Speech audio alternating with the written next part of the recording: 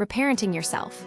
Healing childhood wounds in adulthood. The concept of reparenting, essentially providing yourself with the nurturing you may have lacked as a child, has gained traction in modern wellness discussions. As explained by clinical psychologist Nicole Lapira, PhD, the core idea isn't about blaming parents, but understanding how early experiences shape adult behaviors. This approach isn't simply about self-blame or nostalgia.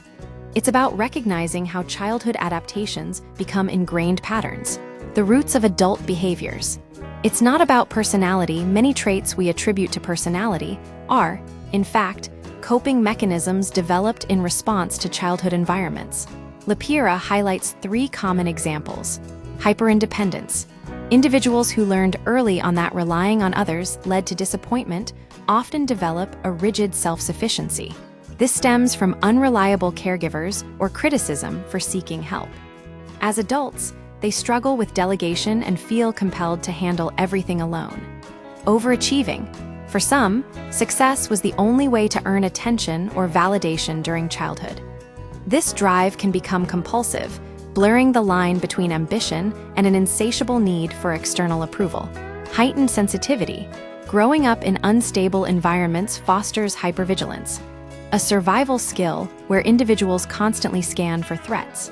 This can manifest as a heightened sensitivity to emotional cues, often mistaken for a personality trait. Emotional flooding. Why reactions can feel disproportionate. Overreactions aren't character flaws, but rather the activation of old wounds. When triggered, the nervous system doesn't distinguish between past and present trauma. A seemingly minor comment can unleash an intense emotional response because it taps into unresolved childhood experiences.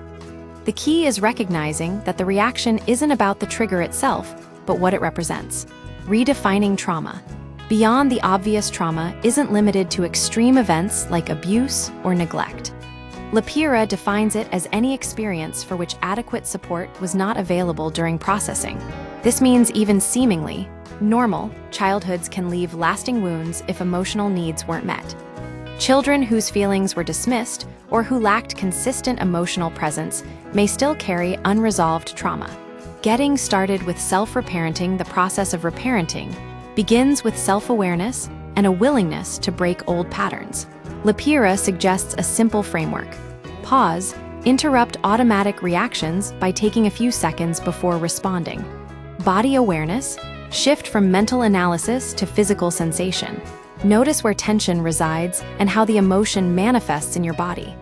Self-compassion, ask yourself what you need in the moment.